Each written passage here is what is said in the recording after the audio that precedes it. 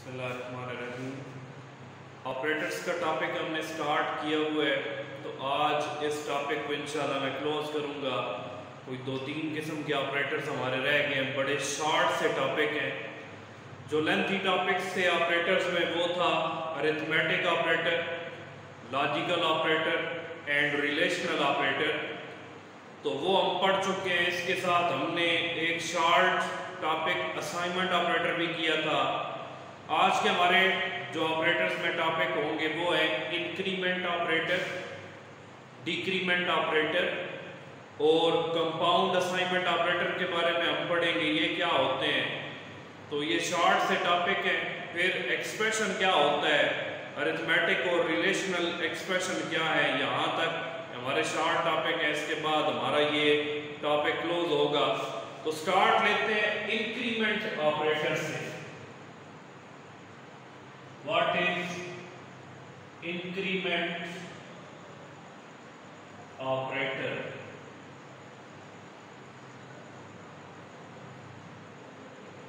Increment कहते हैं इजाफे को। इजाफा किस तरह? जिस तरह हम कहते हैं कि सालाना जो सैलरीज के अंदर इंक्रीमेंट लगता है, तो वो जो टर्म यूज हो रही है इंक्रीमेंट, सालाना जो तनख्वाह में इजाफा हो रहा है। तो यहाँ पर टॉपिक है हमारा इंक्रीमेंट ऑपरेटर, ऐसा ऑपरेटर जो इंक्रीज करेगा, बढ़ाएगा। किससे बढ़ाएगा? किस चीज को इंक्रीज करेगा?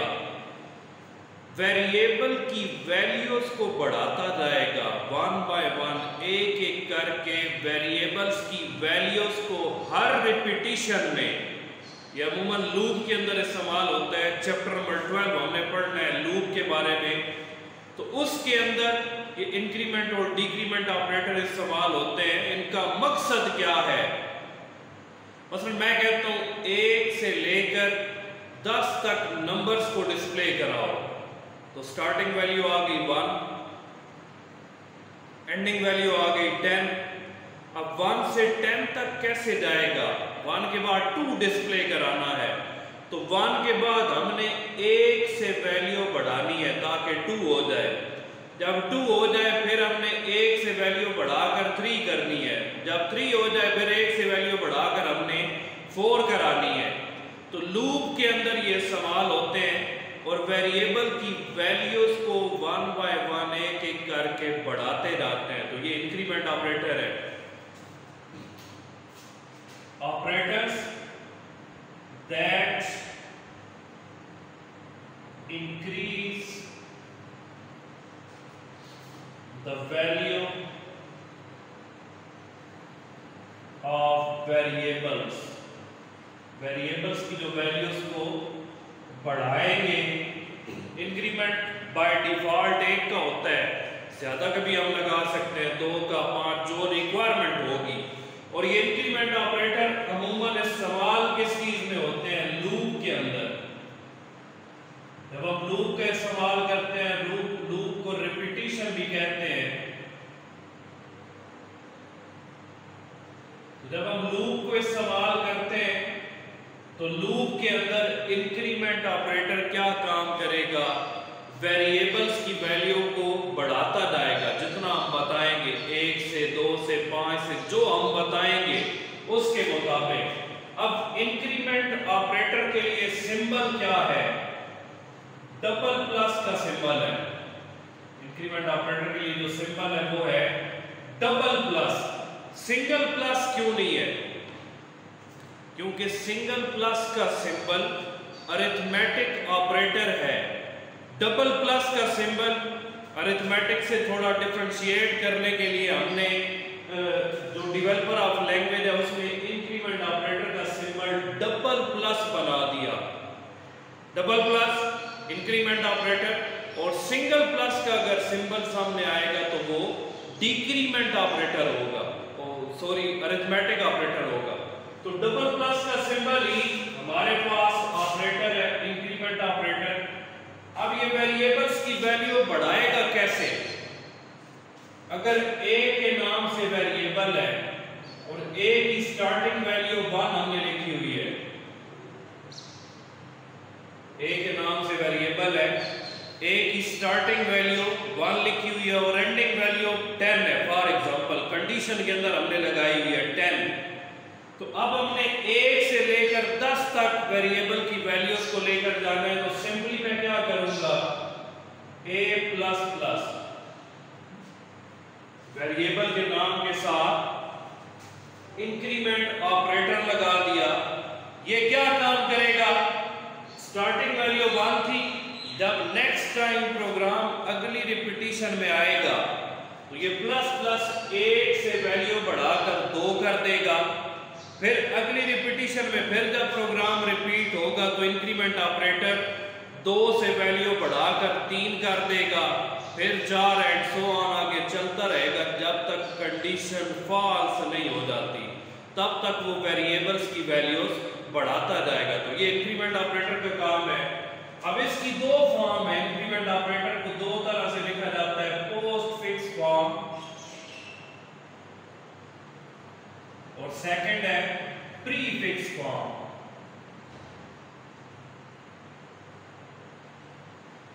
हमारे सिलेबस में सिर्फ एक बताया गया पोस्ट फिक्स में ऑपरेटर कहां पर लिखा जाता है, प्री फिक्स में कहां पर लिखा जाता है।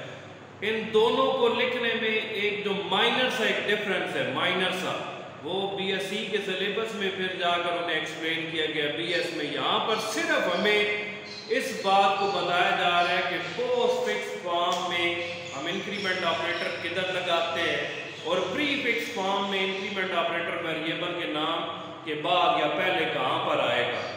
तो अगर बाय वर्ड हम मीनिंग इनका देखें, पोस्ट और प्री का, इस कॉन्सेप्ट की समझ आ जाएगी। हम जो सिम यूज कर रहे हैं ये होती है प्रीपेड सिम। प्रीपेड क्या है, पहले बैलेंस डलवाएंगे फिर यूज करेंगे। प्री का मतलब होता है पहले, प्री डिफाइंड जो पहले से बने हुए हैं। प्री का मतलब होता है पहले। और एक सिम होती है पोस्ट पेड, पूरा महीना हम इस्तेमाल करते हैं, महीने के बाद बिल आता है, इसका मतलब इस्तेमाल पहले करेंगे, पेमेंट बाद में करेंगे, पोस्ट बाद में, लेटर। पोस्ट फिक्स फॉर्म में इंक्रीमेंट ऑपरेटर वेरिएबल के नाम के बाद लिखा जाता है। पोस्ट फिक्स फॉर्म में इंक्रीमेंट ऑपरेटर वेरिएबल के नाम के बाद लगाया जाता है। तो ये वेरिएबल का नाम है, ये इंक्रीमेंट ऑपरेटर है। और प्री फिक्स फॉर्म में इंक्रीमेंट ऑपरेटर वेरिएबल के नाम से पहले लगाया जाता है। पोस्ट फिक्स फॉर्म में जो ऑपरेटर होगा वो वेरिएबल के नाम के बाद लगाया जाता है और प्री फिक्स फॉर्म में जो ऑपरेटर होगा वो वेरिएबल के नाम से पहले लगाया जाता है। और इन ऑपरेटर्स को, इंक्रीमेंट ऑपरेटर को यूनरी ऑपरेटर कहते हैं। इंक्रीमेंट ऑपरेटर को, ऑपरेटर की कैटेगरीज हैं यूनरी और बाइनरी ऑपरेटर। तो ये जो इंक्रीमेंट ऑपरेटर है ये यूनरी ऑपरेटर है। क्यों यूनरी ऑपरेटर है? यूनरी निकला है यूनी से, यूनी कहते हैं 1 को 1 को। ऐसे ऑपरेटर्स जो सिंगल ऑपरेंड के साथ काम करें, जो सिंगल एक वेरिएबल के साथ इस्तेमाल होते हो, सिंगल वेरिएबल के साथ।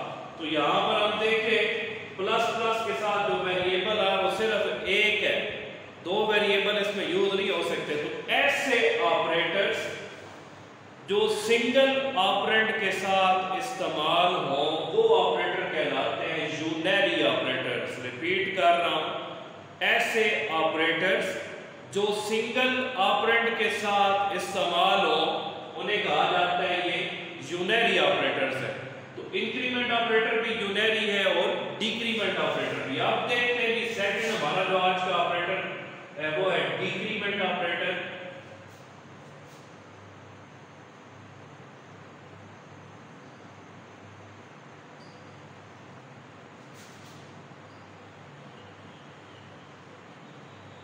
डिक्रीमेंट डिक्रीज से निकला है, it decreases the value of variable, ये क्या करेगा, वेरिएबल की वैल्यू को डिक्रीज करेगा, कम करेगा। कैसे कम करेगा?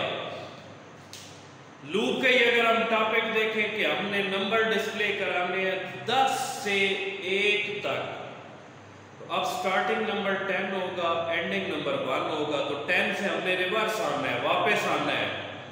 तो स्टार्टिंग नंबर अगर 10 है तो फिर हम 10 में डिक्रीमेंट ऑपरेटर लगाएंगे, तो नेक्स्ट रिपीटिशन में 10 के बाद वैल्यू आएगी 9, फिर नेक्स्ट रिपीटिशन में वैल्यू 8 एंड सो ऑन, एक एक करके वेरिएबल की वैल्यू डिक्रीज होती रहेगी। तो डिक्रीमेंट ऑपरेटर ऐसा ऑपरेटर जो वेरिएबल की वैल्यूज को डिक्रीज करता है, कम करता है, तो वो डिक्रीमेंट ऑपरेटर है। इसके लिए सिंबल डबल माइनस का सिंबल है। डिक्रीमेंट ऑपरेटर के लिए कौन सा सिंबल इस्तेमाल होता है? डबल माइनस का। सिंगल माइनस का सिंबल अरिथमेटिक ऑपरेटर है, तो ये वेरिएबल की वैल्यूज को डिक्रीज करेगा, तो ये इसके लिए सिंबल है डबल माइनस का। इसकी भी दो फॉर्म्स हैं, एक पोस्टफिक्स फॉर्म और एक प्रीफिक्स। पोस्टफिक्स क्या है? वेरिएबल के नाम के बाद ऑपरेटर लगाया जाए इस तरह से, और प्रीफिक्स फॉर्म क्या होगी जिसमें ऑपरेटर वेरिएबल के नाम से पहले लगाया जाता है। तो ये इसकी दो फॉर्म्स होंगी, एक पोस्टफिक्स और एक प्रीफिक्स, और ये भी यूनरी ऑपरेटर है। यूनरी ऑपरेटर क्यों है? क्योंकि ये सिंगल ऑपरेंड के साथ काम करता है। यूनरी ऑपरेटर, ऑपरेटर इसमें एक ही सवाल हुआ। अब बाइनरी ऑपरेटर्स कौन से होते हैं? यूनरी का तो कांसेप्ट हमने यहां पर इंक्रीमेंट और डिक्रीमेंट ऑपरेटर से ले लिया।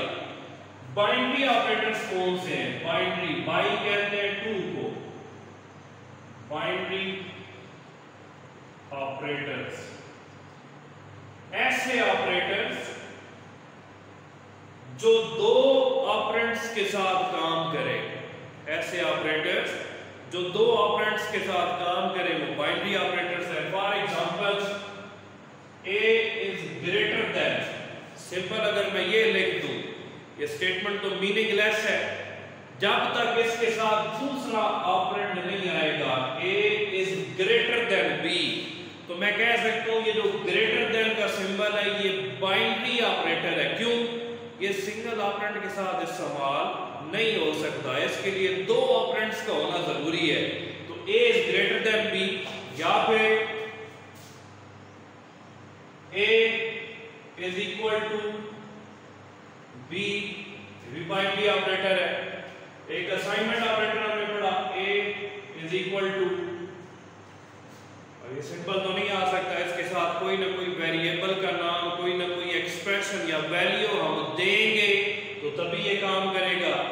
अगर नहीं देंगे तो हम इसे ये नहीं कह सकते कि ये जनाब यूनरी ऑपरेटर है। सिंपल जो असाइनमेंट ऑपरेटर है ये भी बाइनरी ऑपरेटर के तौर पे काम करेगा। तो बाइनरी ऑपरेटर ऐसे ऑपरेटर्स जो दो ऑपरेंड्स के साथ इस्तेमाल होंगे वो बाइनरी ऑपरेटर्स कहलाएंगे, और ऐसे ऑपरेटर्स जो सिंगल ऑपरेंड के साथ इस्तेमाल होंगे वो यूनरी ऑपरेटर्स कहलाते हैं। इसके बाद दो टॉपिक्स हैं हमारे, वो हम ऑलरेडी कर चुके हैं। एक है अरिथमेटिक एक्सप्रेशन,